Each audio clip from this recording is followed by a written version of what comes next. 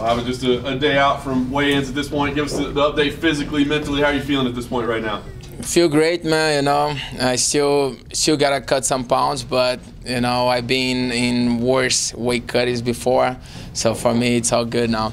How much further do you have to go? I woke up this morning 178, so I got 7 pounds to go. Not big deal. So feeling it good at this point. We're safe to say lightweight. That's never happening again in your future. No, I don't think so, man. You know, when I was competing at lightweight, I was walking around heavier than I'm walking around now. Competing at welterweight, I'm walking around 195, 190. At lightweight, I was 200, 205, and you know, I don't think you guys will see me at lightweight anymore.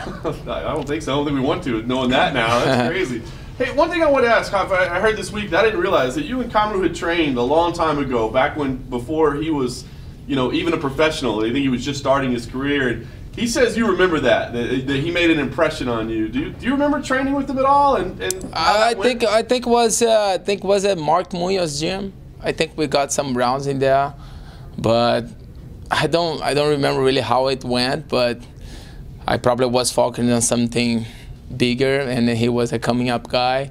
But I remember we shared the mat. That was what I remember. Well, he made it clear it wasn't like full sparring, but he said, he was like, I think I made an impression on him that day. I bet he remembers me. I mean, did he make any impression on you that day? I don't think so. I don't think so. I don't. Like I said, I was probably focused on some fight, on something bigger, and I don't. And that probably was a training, and for me it was only one more training, and then probably for him it was something bigger, and for me it was just a training. And last thing for me, I'm curious, you know, you said this week that you think that he believes you're easy money. Why is that? Is it something he said? Is it a way he acts? Like, why do you think that he's maybe taking you lightly? Yeah, I think he mentioned that a couple times, and I think his overconfidence can play against him. And I know he's a tough dude. You know, I work hard for it. And I know I have a problem to solve Friday night, but I'll get it done. Have you been impressed with this winning streak that he's been on? Yeah, you know, to be undefeated in UFC is not an easy task, and he has done it, but I'll be happy to hand him his first loss. Have you, I mean, how much have you kind of watched him as he's been on this progress, and have you kind of noticed improvements in any particular area, anything like that?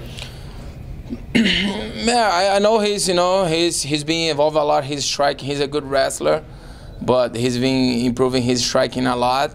And like I said, I don't watch much videos of my opponents. And sometimes if I watch too much and kind of worry too much about what he's gonna do, and I forget about my thing. And I've been doing that thing for so many years, and I've been worse. Good, bad in situation inside the octagon, and you know, and I know he's doing good. He's improving.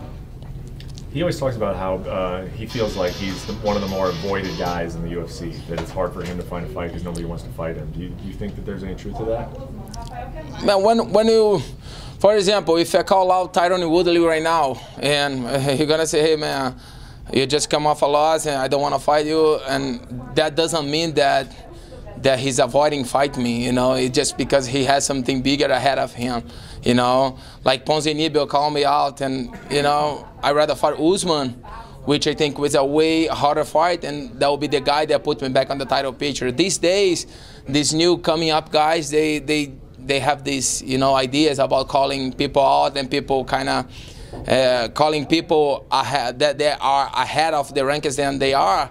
And they think, oh, they avoiding me. No, not avoiding you, just because, you know, they want to grow you. They want to get somebody ahead of them as well. So that doesn't mean that they are avoiding you, you know. Is this a tough fight in that regard, though? Because I think he's even said this week, that he really wants to fight a guy like you because you are highly ranked. And you're a guy who has been there, you've won a championship, you're coming off of a loss in a championship fight.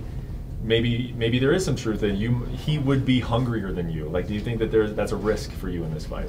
Yeah, man, it's an MMA fight. You know, there's risk anywhere. You know, it's hard to predict what's gonna happen. And man, but I'm hungry. You know, I got a 2-month-old baby at home, and even sleeping so little at night. You know, I never push hard soul training. It's so much on training. I was surprised how much I was able to perform on training like I was doing.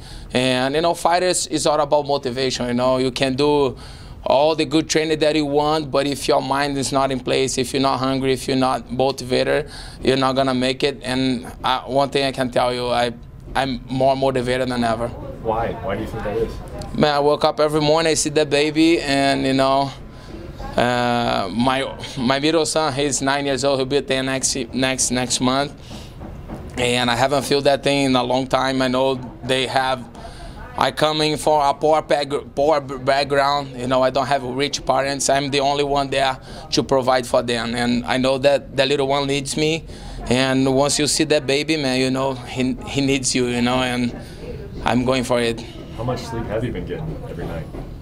Probably 5-6 hours. Is it? You know, yeah, but like kind of splitting. You know, like sleep 2, wake up. But my wife, Chris, she's doing a great job. She's trying to do everything for me at night, but sometimes I feel bad, and you know, I kind of wake up and you know, make his formula, you know, help it with something as you know, as much as I can. But it's not easy. But you know, man, it's a blast. You know, I was surprised how much I was able to perform on training, doing over 45 rounds of sparring for this fight. You know, I was sparring 10 rounds a week.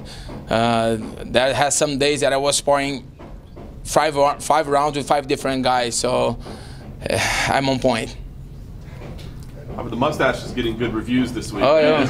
What was the inspiration there? What's the plan? Man, just you know, change the looking a little bit, you know, and trying to, you know, just change a little bit. Have you changed your training, you know, through the years? You're a veteran. You said you're the guy that's been here before. What have you changed? How have you evolved? Yeah, I think that this sport is a crazy sport, you know, and you have always to get better. Sometimes you push more on, you're training more, you're striking, and your wrestling and jiu-jitsu get worse, and it's hard to have that balance, you know, to train everything, to get better in every aspect. But being a professional fighter in 14, 15 years, you know, I was able to see my weakness, and you know, I got a great guy behind me. I have Jason Barillo, man. He's a great guy. We've been together, you know. I've been improving my box, a lot of my hands, which I thought it was one of my weaknesses for the past years. So I've been working a lot, wrestling too. So the whole fight camp with Kobe, I train a lot of wrestling, and for this one too. So I'm trying to close all the gaps that I had. Thank you, sir. Thank you. What's that? Thank you, guys.